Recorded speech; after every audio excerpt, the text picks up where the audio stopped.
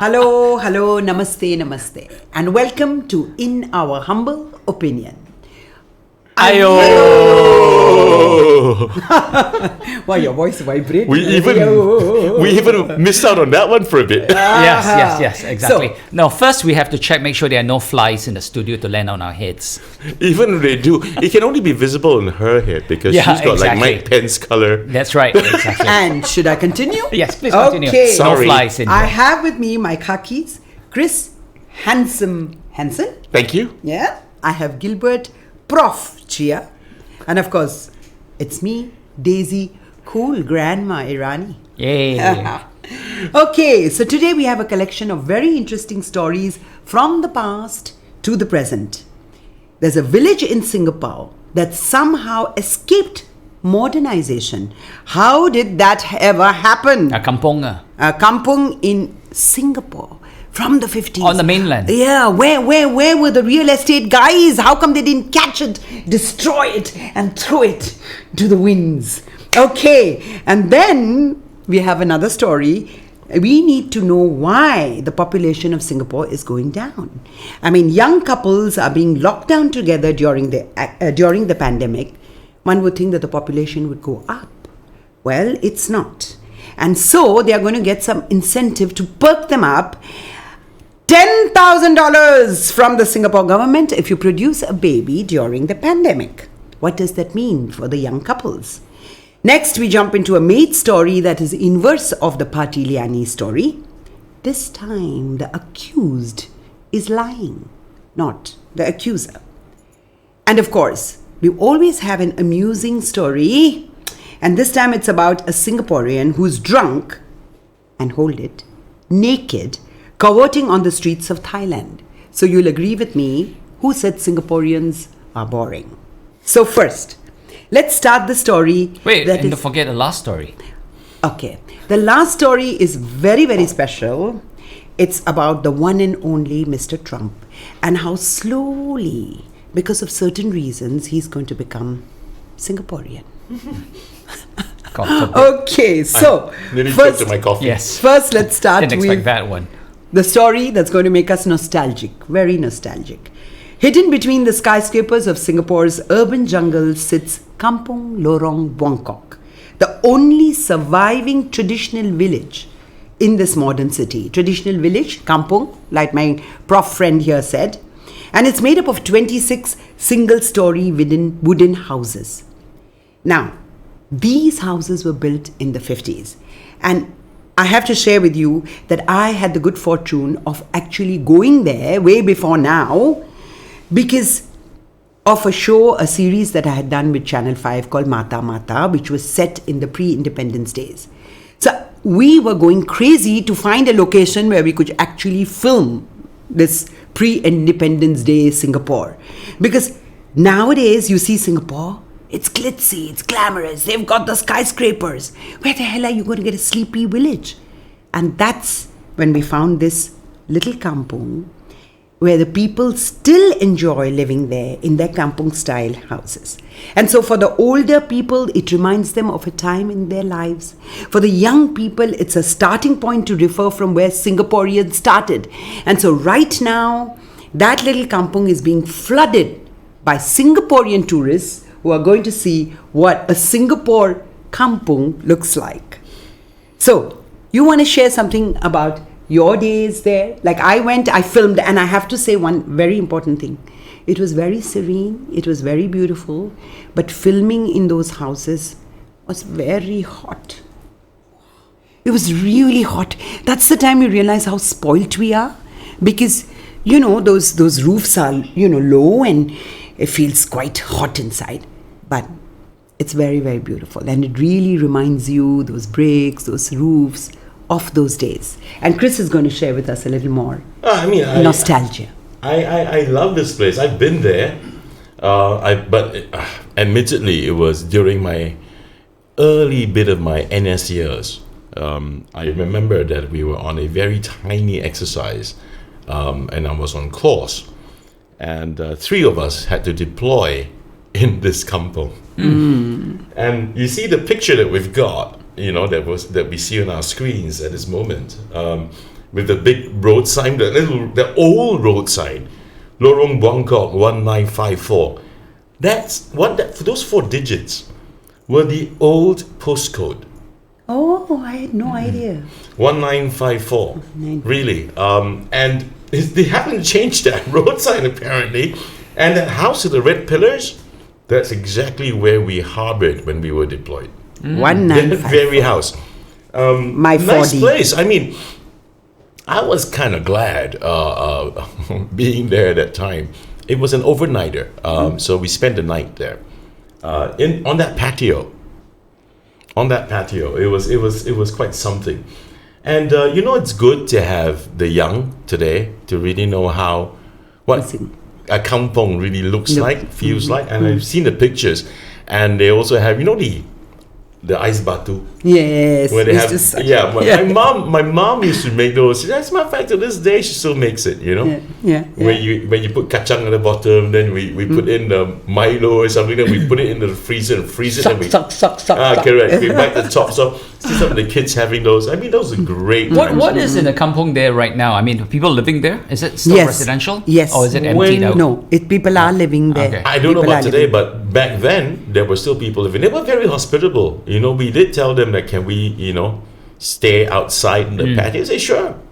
No, but people are still living there, and now they rent the rooms as well. I mean, most of them also have apartments in Singapore. I mean, not in the kampung. Okay, right. And they rent rooms there, and it's really when you go in, because during Mata Mata we has to have those scenes, especially where the heroine and the young girls and everybody was even dressed in those costumes, So the whole place comes alive as though what those days were, the sleepy village, and and people so much more relaxed and enjoying that atmosphere. Yeah. It's interesting because when you said earlier that it's surprising that this exists and that it hasn't been torn down.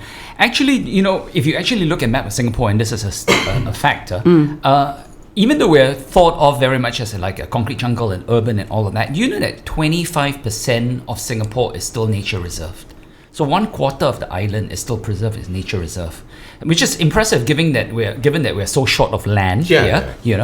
And also this is an interesting statistic according to the Singapore Land Authority.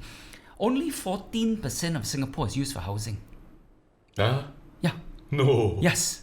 14%. Yeah. Really? Yes. Maybe that's why the 13% skies. for industry and offices, 8% for parks, 19% for recreational facilities, 12% for land transport infrastructure, 5% for reservoirs, 14% reserved for other purposes, 3% for airports. The airport is so big; it's actually 3% of the No, but of so the land. you see, Gilbert, what they must have interesting, done. right? No, very. Yeah. But then what Yeah. must have happened is that they did tear down some very beautiful heritage buildings. Of course, so yes, you get yes. the feeling, are we so short of land that you actually bring down these beautiful heritage But it really buildings is a and bring testament those skyscrapers to you Singapore's very good urban planning. Yeah, I don't doubt that. But if we talk about, speaking strictly as a person who's grown up, in the 70s and 80s, my favorite place in Singapore, it would still be Katong.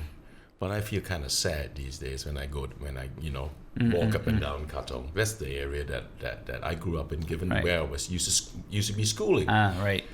And great old establishments are gone. The buildings are still there. Some of Things have been modernized. The good old coffee shop selling the tao kwa pao, and it's now a German restaurant. I mean, it's a far cry from what we used to have, yeah. And I look at all this and oh my goodness, it's the disappearing, things in and around the Katong area. And that area is nostalgic. Why? Because it's a place where the Peranicans were. Sure. But in Katong, correct me if I'm wrong, it's not like they tore down the buildings, right? They didn't. Yeah, they didn't. No, It's no. just the way that the world works. Yeah, I know, companies. It's about And modernization. this is the problem also, is that the older generation that may have run these coffee shops and all that, their children don't want to take it over. So they can't continue after they get old and retire. Yes. what can they do? No, and that's the reason it's happening in hawker centers too. And that's Hawkers. the reason this kampung is getting so much attention. Yeah, because suddenly people are waking up, taking their family, taking their kids. See, this is. But you know, how Pulau we used to Ubin is live, another one, right? And people can always go and they Pulau go Ubin cycling and go Pulau- cycling. Yeah, and, yeah. I think kampungs I there. think the kampungs there. I think they moved out. Oh, really? Yeah, We have to check on that. I think they moved out. Because I still have friends who go there. It's interesting. So Pulau Ubin is yet also not under the developers. And so why don't we move to the next story? Which is about home about and what people do at home. Yeah. Because if you want to incentivize Singaporeans to do anything, you need to pay them. And you want them to spend money, you give them vouchers to go and see those attractions. Yeah. You want to increase the population, you need to pay the couples. Look, I think it's a good motivating move because we do have problems. Yeah, okay. So this here, actually, just to correct the point you made earlier, it's not that this incentive being given or being planned to be given to would-be parents for COVID is $10,000. The $10,000 is what we're already getting in baby bonus benefits. So it's this more. will be on top of the $10,000. They have not announced what it's going to be like. And the reason for this, and this is just interesting, is that Singapore has one of the lowest birth rates in the world. It's either number one or number two in the world in low birth rates. And this has been the case for decades. They've tried to do it, to reverse this. Our population, we're actually facing what is called a demographic time bomb because our population is both shrinking in size because of low birth rate and it's also aging rapidly. So because people are living longer, so you look at the population, you are seeing that the workforce is shrinking. So now we obviously have an unemployment issue because of a very bad recession because of COVID. But the macro picture, the big picture, if you actually look at it, is that Singapore's population is shrinking and it's aging. Correct. So it's becoming like Japan in that sense. But Right. we have it's even worse than Japan because we're such a small country. And unlike Japan, where they've got big population in the hinterland, we don't have that. So the point basically is that when you look at developing countries, the Philippines, for example, Indonesia, nearby us, their population is actually growing. And the population they've already predicted that they're going to have a population boom because of COVID, because people are stuck at home. Exactly. But that is not happening to Singapore. Yeah. And there are several reasons for this. Yeah. One is the fact that birth control is very easily available in Singapore. So you can have your fun without paying the consequences. All right. And we cannot, this is a serious case because in developing countries, they don't have access to birth control so easily. They don't have enough money for condoms. They don't have enough money. I have a different point of view on that. Okay, let me finish here. Yeah. But this is not a matter of opinion. This is a fact, basically, that in a lot of countries who are poor, about getting and having babies and getting pregnant only because you don't have money for condoms. That's not right. No, that's not the only true. reason. There are several reasons for Yes, that. Okay, yes, that's yes. one reason is because of the lack of birth control in countries. Okay. Right. Secondly is education level, because no matter how, a better educated population and better educated women don't necessarily want to have as many children or have children. Yes. So that's a very big thing. That's one of the things that you've seen throughout the world in developed countries, including China. China always had a too big population. They have a very strict Till they one started person. the one-child But as policy. women got more educated and go into the workforce and all that, their populations have actually dropped. And this has happened all over the world. So there are reasons for this. So in Singapore, they're trying by giving this extra bonus. I don't think it's going to work. So basically the idea is that the reasons why the couples are not having the babies are different. Because I've just become a grandma. I see my kids coping, and you realize that it's about the cost of living. It's just the thought of the future. What are the children going to be doing? That's why I'm even more worried that right now they're giving 10,000 plus. And as time passes, they will have to incentivize the new couples later in the future even more. Because until you change the reasons which the developed nations it's not going to change there, because that's a fact but society. people but then we have to try to make the cost of living, housing, all those things more easier for the couples to deal with. I mean, you see, small things like the government has changed the levy for the maids if you've just had a baby. And that goes a long way, because when you're sitting and you see your daughter-in-law doing with your son all the numbers, and how come you're paying so little for the maid levy? Yeah, I don't think maid levies and but those are drops little going things. to Little make things. a big difference. Chris, what do you think? Little things. I was just waiting for the two adults to finish. Feel free to jump in. We'll keep quiet when you talk. No, I might as well hear all your views before I say anything. To me, in my opinion, and I have so many friends who don't have children, and I feel really sorry. I feel sad, as a matter of fact. And having a child these days, it seems to me, it's like an afterthought. In a marriage. A lot of people say to me, it's not coming from my mouth. I mean, I'm a dad. And a lot of people say that it's because they're so afraid of the cost of living. And those who do have children, those who are new parents or expectant parents, like I said, it seems to me it's like an afterthought. When I do read forums, parent forums and all that, and the ignorance in birthing, in the birthing process, in what did we do when the child is born? I don't blame them. New parents are new parents, but there's so many places where, like myself and my missus, we made sure we attended prenatal class, and we were very prepared for the arrival of my boy. But there's so many people who seem to me like, okay, oh shucks, we just had a kid, we're expecting now. But there are those who have planned, but without looking at it as a priority. Okay, we plan to be pregnant. I'm pregnant, and see how lah. Then closer towards the last trimester, they start to get worried, and they start to go into forums, and they start to ask questions. No, it's true. But you're talking about parenting classes. No, I've got Yeah. a totally different experience. No, maybe it's The culture. Yeah, I agree with what Gilbert has said. I think you have to understand the culture of our working young adults today. First, look, I'm not that old, but it took us a while to become expectant parents. Stress was an issue, and my son was not made in Singapore. He was made on a holiday in Europe, and it's true. I think when you want to have it, it doesn't mean it's easy to have. A lot of men even have issues. Yes. Yeah. The sperm counts actually for men are dropping worldwide, and including in Singapore. Yeah, man, because a lot of Olympic swimmers are no longer available for most guys. It's true. It's true. I had a problem too. That's actually a very significant health issue. And it's a stress issue. Yeah. More often than not, it's caused by stress. So that's one. Yeah. Second, no, I'm not surprised in the least that in countries, larger countries than ours, that has got more rural areas, you find population explosions happening. Yeah, but I was in Singapore. People are urbanized. Yeah, there's a lot of different factors. There are people who want the children who can't have children because of fertility issues. But a very big reason really is the education level, because they find a very significant correlation between the education level of women going into the workforce and the drop in fertility across the world. But this is where I have to agree with what Daisy said.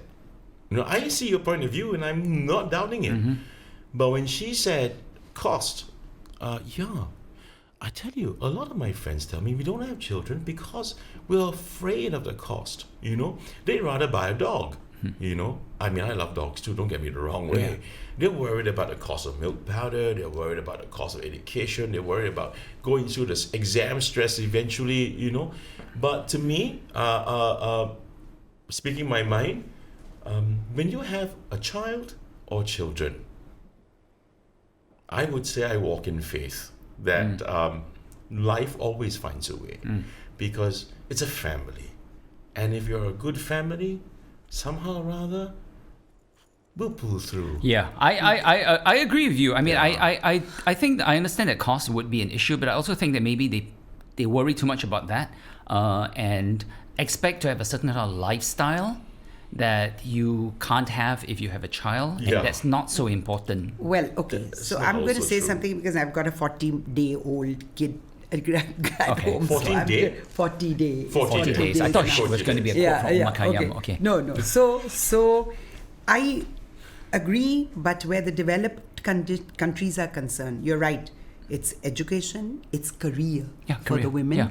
Going into And the workforce. Even then, I see a change. I meet a lot of young people now because of the young couple. And yes, they want to have kids. But they are trying to time it.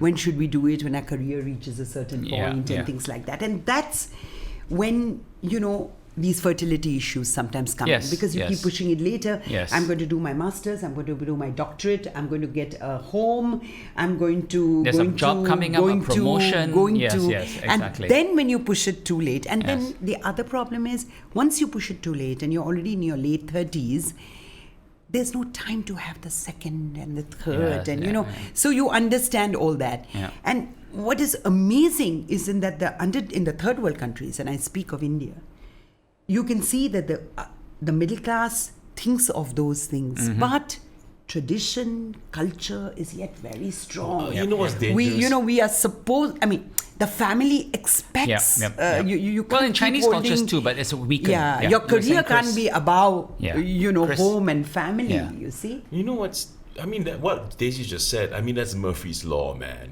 Murphy comes into play and all this. I'm going to plan it this way, plan it that way, do my family planning like this, and after that, boom, you think you can just have a child just because you want it? Yeah. Life is not like that. Life doesn't work that way. But what's dangerous in my mind is that if I want to have a child because I get baby bonuses and 10 G's, it's I don't think so. It's a motivation to have a child. No, but I don't think that people will do that. The amount is nothing, But the it cost of cannot having be a a child. motivation. Money cannot be the motivation. I don't think that to people have in a child. Singapore would have made there's children because of money, though. There's Yeah. one other reason when you sit across dinner and you chat with some of the young people, and they actually turn around and say, "Look at the world today. Do you really need one more kid?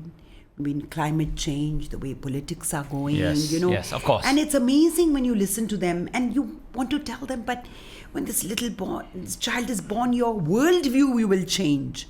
But you as do worry start though, because looking- although I'm not a parent, And they I don't have, want that. Yeah, They no, don't but want I can understand that worry because, before when if I'm a single person, I don't have to. I'm thinking to myself, okay, the world is going to shit basically, but I'm not going to be here that much longer, right? But when you have children, you do worry about the world, Their future. and their future, because you kind of look at the world right now.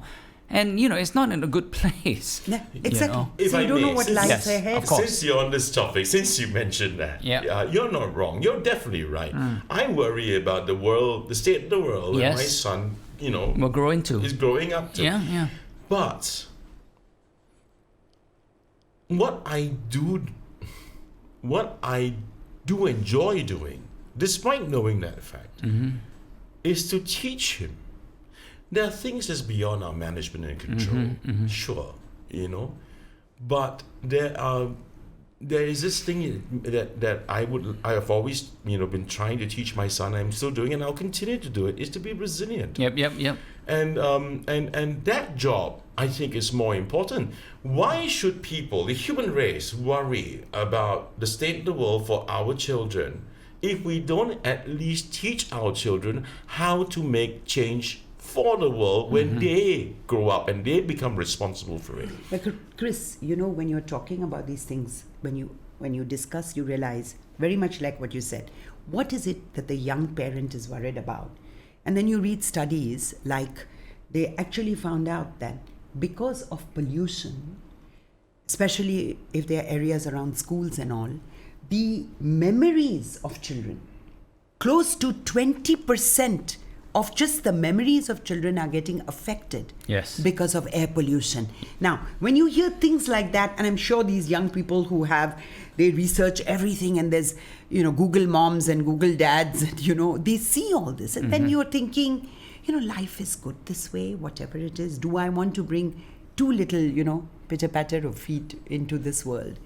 I would say yes, of course. And we all agree, because family is something special. But we shall now move on to another story of a family where it was quite terrifying because you had this maid who stabbed her employer more than 90 times and lied about having nightmares. Now, this is very, very different. That it's another case of a maid that is riveting our Singaporeans. Very, very different from the recent Party Liani case that has Singaporeans so worked up because the accuser was lying to incriminate the accused. There's based on what I'm reading here, it's implied that she's lying, isn't it? Yes, it's Yes. not yet proved. And that is The not even the main prosecutor- point, really. The main point is that she was raped repeatedly by her brother. That's what she claims. Yes. But But that's not in dispute by the prosecutor. They're disputing, the point is that she's Why didn't had you mention talk about it her earlier? nightmares. which to me is a minor point. Yeah.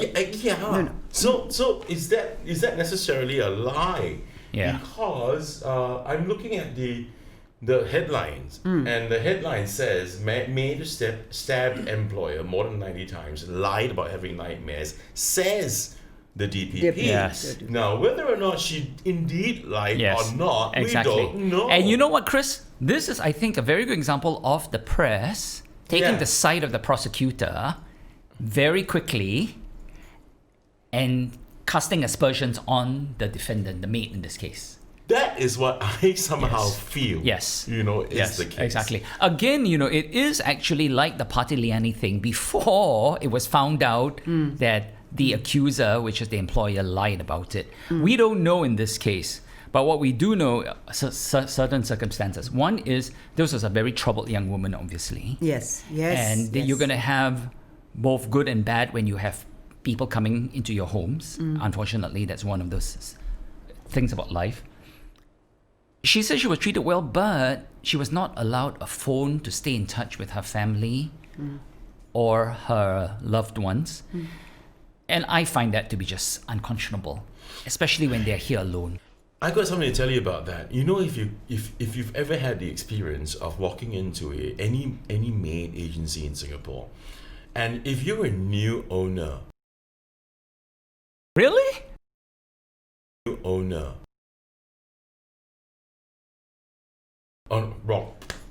Employer. Yes. I take that back. I'm so sorry. I didn't mean that. It was just a slip. that's- Yes. Wrong slip. Yeah. My apologies. Slip of the mind. Yeah.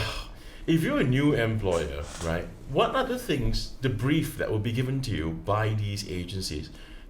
One of the first few things they tell you is to take away their phones. Really? Yes. Every single one that I have That's visited. horrible. Why? Yeah. Because they said they will take advantage of it, then they will call and they're on their phones all the time, and then they're not going to be giving you the value of your money. Oh my God, that's terrible. It's I didn't horrible. know that. But you know what? The first time we've ever had a helper come into the house, the moment we walked in, she diligently came up to us, handed us her mobile phone, and said, "Sir, ma'am, this is for you to keep." And I said, "No, the only thing I will keep would be your passport for safekeeping. Yeah. Keep the phone, but do me a favor. We trust you. Use it. Call Good. home. Yeah, Speak yeah. to mom. Speak Yeah, to dad. of Speak to course. kids. But Yeah. just know your time. Yeah, and of place. course.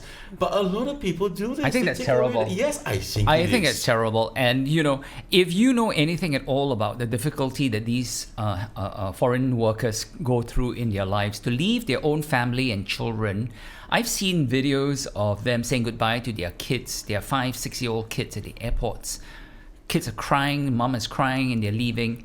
And the pain of knowing that they'll be away for, at least 2 years without seeing their children while they come here and do this work. And if any employer is so heartless to say you're not going to have a phone to be able to stay in touch with your children, then I would say you don't deserve to have a helper in your home, because that is just inhumane. Yeah. It's unconscionable that people would even think about doing that. That same helper that I just spoke about, she was with us for about 8 to 9 years. From the time before we even were expecting our son, and when the time when my late dog was just a pup, till just a week before he died, she had to fly home.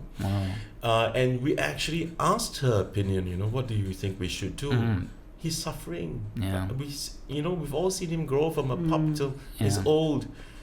She just said, I think we should do the right thing. And then that very day, we sent her to the airport. She had to go home.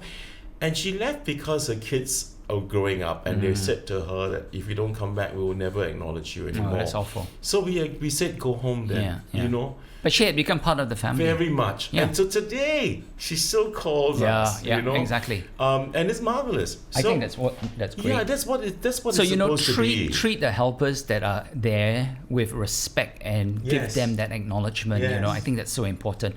So, you know, that was this unfortunate case. We'll see what happens here. Yeah, we you have know. to see how it develops. What happens is going to be very important because the judicial process, Yes. just like in Patiliani's case, we hope and we wait to see that the judicial process is fair. Yeah. And then they go through the whole thing just like.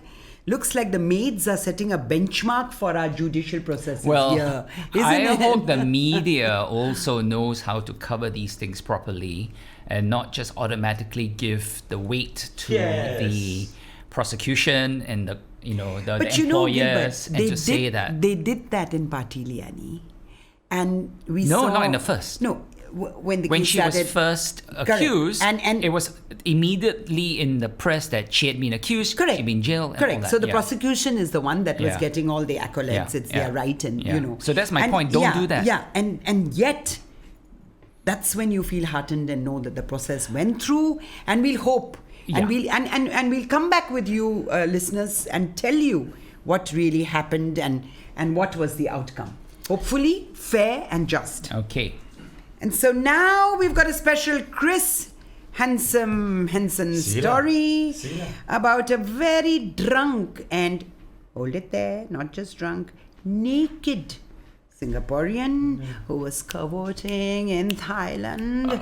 I'm going to send the story over to Handsome to tell us why was he naked? I need to start to compile a list of these kind of stories. It's always been thrown to me to handle, from farts to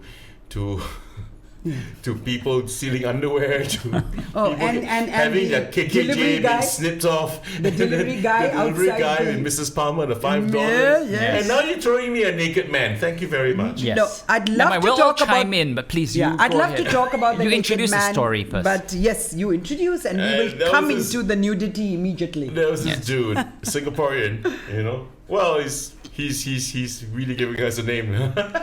He basically is an overstayer in Thailand. He overstayed for 5 years, man, way past his visa, and never got caught, right? But this joker just had to get himself drunk, and he was parading around on the streets, stark butt naked. And then after that, he got caught.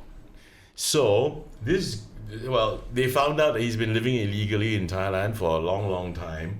And you know what's scary? They're going to throw him into this crazy, illegal immigrant detention center. I don't know whether you guys have heard about the nasty reputation about that place, man. It's overcrowded. He's going to probably be eating roaches for his meals. And, you know, people have been stuck in there for years. Yes. And it's difficult to just get them... Well, I think that he's lucky that he's Singaporean, so, you know... With a lovely name, yeah. Mr. Chow Chung Cheng. Yes. But let me just say this, okay, Chris and Daisy. When I read this, I thought, you know, this is actually nothing new. Because do you know that many, many Singaporean men, so far it's only men, I think, that I've seen, have stripped naked in public in Singapore. Just only... recently, no, only men lah. Well, no, I mean, it's really amazing if you Google it and you look, right. This man, right. This was in May this year. He went into a mosque and stripped naked repeatedly, despite being asked by others to put on his clothes. And he was sentenced to 6 months jail. You know, this guy, Jamuddin Supadi. Yes. There were men who just were caught walking around naked casually. In broad daylight, and if you actually Google it, you'll see, and they're all like middle-aged uncles. Not just men, dude. There was a couple as well along Holland Village. Yes, that And was a few years ago. And there was another lady who was just took her clothes off and threw it on the streets as she was crossing the traffic light at Wow. Orchard Road from the Mandarin. Wow. Okay. Yeah, yeah, there now- were women too. So apparently, it's either that they are mentally unwell, which Correct. is very sad. Oh, the couple were just nudists. Yes, there were nudists who did it deliberately. And then the people who were on drugs, because several of these, the case was that they were high on drugs and decided to do this. So, this guy doing it in Thailand, actually, it's quite tame compared to what's happening right here in Singapore. But you know what I really liked was that the police, after catching him, they first gave him some clothes to wear. Yes, and that yes. was very before taking him into detention. And the article here that says that he was found naked on the streets of Thailand. Then the next sentence is, after a thorough search, they found. And I Huh? thought, yes. Okay. What were they Yeah, searching? and where were they Where were searching? they It was a searching? thorough search. Search. They found that he was a Singaporean. What did he have? His IC and passport. Some Swipes. Well, so his party carried on for more than 5 years. He was partying till he Yes. really got caught, and now Very it's going to be a strange. different story. Yes. But you know what you said, Gilbert, and that's what I keep thinking about, is again the mental part, Yeah. It's the pressure. We don't know what he was going through to get so drunk that you lose total control over yourself, and it's that pressure. I'm sorry, Daisy, but all I can think about is what Gilbert said and how strong the guy's butt cheeks must have been to have had his passport stuck in between so that. So now you know why these stories go to you, because your imagination is so vivid, and you can see those butt cheeks. Yeah, but at least I that don't have passport. conjunctivitis in my imagination. So. Okay, I So- didn't read any of that in the article, Yes. but No, I can but that see was both right of there. you Yes. are. Okay, I so- missed it. Yes. And so now to the final story, and this is especially coming from Prof. Gilbert about Mr. Trump Well, and the this is- Singaporean connection. Your Yeah. favorite guy. Yeah, Yeah. really. Yeah, talking about mentally unwell. So the president of the United States, as we know, has come down with COVID, a disease that he has basically underplayed and downplayed throughout his the entire epidemic, the entire pandemic. What was interesting though was the fact that that he had been treated with antibody treatment that had been partly developed by using Singaporean blood plasma. And so a lot of people are wondering, why is this? How did this happen? And actually, I'll tell you, it's very interesting. And it's back in May, the National Center for Infectious Diseases and the Singapore government realized that, if they want to develop a vaccine and they wanted a vaccine to be made available to Singaporeans, that Singapore is really too small to do it on its own. It needed, because when you do drug trials, you need a lot of volunteers, you need tens of thousands of people. So they partnered with international agencies where they would supply whatever the international agencies needed and universities to develop the research vaccine. and the vaccines. And this included giving the antibodies and blood from patients who had recovered so they can be used in international research. And that was how Singapore blood ended up being in this treatment, which Trump managed to get. And has been quite successful You so know what's far. going to happen? You know what's Yeah. going to happen, man? In the next 1 week. Yeah. In the next 1 week, when he talks, whatever spews out of his mouth, Yes. it's all going to be in Singlish. And then you know what's going to happen after that? Things will get better because it's going to be so darn kiasu because he got a lot of our blood in him. Yes, There you go. and he's going to be We can only wish. kanchiong. Kanchong like bird And he's going to be kepo. and blur like sotong. So we now, that's a good thing. We have contributed Are those very all the Singapore positively- qualities? No, we've contributed positively to the world because we are getting there to make Well, Trump. he can't get any worse than he is. Gilbert, he's going to be KKK. Kanchiong, Kiasu, Kepo. Ku Klux Klan too. I Well, never that one said already. I never said that. He's I already just gotten the said support of KKK. that. So So that's all you want to say about this guy? Is that Remy? Is that real? we've said enough already, and I just say I wish him well. I hope he recovers because he needs to face a humiliation in November, and I want He's him to be. recovered, isn't it? He was there, standing, waving, removing You know, mask. I don't get it, man. He gets diagnosed for COVID-19 and hospitalized for just all the 3 days. And his personal MD is actually not an MD. Yeah. He's an osteopath. Yeah. Did you read about Yep. that? No, this begs the question whether or not he really did have Singaporean blood pumped into him, or is it just...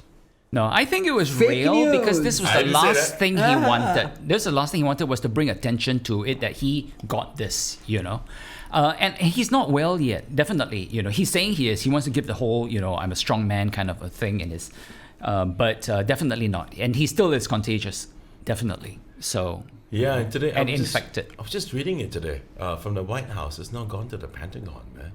Yeah, and a lot of the generals are all sequestered and in quarantine as well. So But they will go through 14 days. yes, at least. Yes. Except the president. Except- he's allowed No, any he- number of days he chooses. Yeah, less said about that, the better, really. Yes. So, but that is the only Singapore connection. It's just that we help make him better. But on the bigger picture, hopefully this convalescent plasma and all those other things will work, and that Singaporeans themselves will have the benefit of that in time. But on the positive side, we have very few cases, just 4 today. None in the community. Negative. 5 Yeah. today, none in community. None in the community. So this is the beautiful thing. The White House has more COVID than the entire country of Singapore. Of Singapore, We've yes, been down- yes. I mean, we got a lot of days of single digits so far, I guess, over the last week or so. Yeah. Yeah. Yeah. So it's- Please keep it up, Singaporeans. Yes. Anyway, it's been another nice episode, guys. Yes. Thank And, you for the entertainment. Thank us for the entertainment, you mean? So we're gonna go. I'm gonna ask you guys. Let's just close the show. Yes. Okay. No, I think I'm gonna do it And your this song? way. Hey, relax, don't hand. I'm gonna do it this way. Okay, I'm gonna do it this way. We start with Daisy. Always the highlight of each episode. So Daisy, what's your quote today? Okay. Thank you. My pleasure, my dear. Yeah. Age before beauty. Thank you. Okay. Okay. So today's stories have all been about people under pressure. Couples who aren't having babies because of pressure of life. A maid who stabbed her employee because of stress and because of pressure of being away from her home and not being able to contact her family. And of course, some other kind of pressures that our naked man must have been in. So today, in the words of Robert Horry, pressure can either burst a pipe or make a diamond. So, dear listeners, don't let the pressure affect you negatively. Use the pressure to make yourself into a diamond. You said Thank you. pressure could burst a pipe or make a diamond? Yeah. Sounds like my hemorrhoids, man. Yeah. I'm only kidding.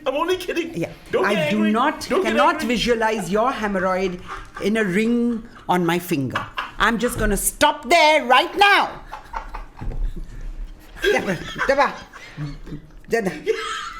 People, we are closing the show after he stops laughing like a Okay. maniac. Okay, Gilbert is yours. Come on. Trying to be an adult here. I'll just make this quick. Basically, the whole issue that a lot of people often have when they talk about helpers and everything is that they talk about their right to do it. They say, it's my right to do this, it's my right to do that. And I just want to say this. Just because you have the right to do something does not mean it's the right thing to do.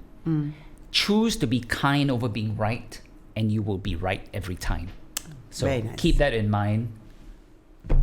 That's very nice. Very nice. Thank you. Yeah, okay, and he's going to close the show, the Mr. Hemorrhoids man. So, yeah. Okay. Be As you kind. know, I take quotes from songs, right? Okay.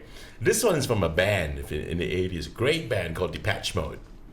And this is for Donald Trump. Oh, a special song, Oh, yeah. tribute to Donald? Yeah. Okay. And just listen to this, man. It Okay. sounds so much like him. It goes like this, huh? You know how hard it is for me to shake the disease that takes a hold of my tongue in situations like these. Who the hell? What song is And this? the title of the song is Shake the Disease. Oh, well, hopefully.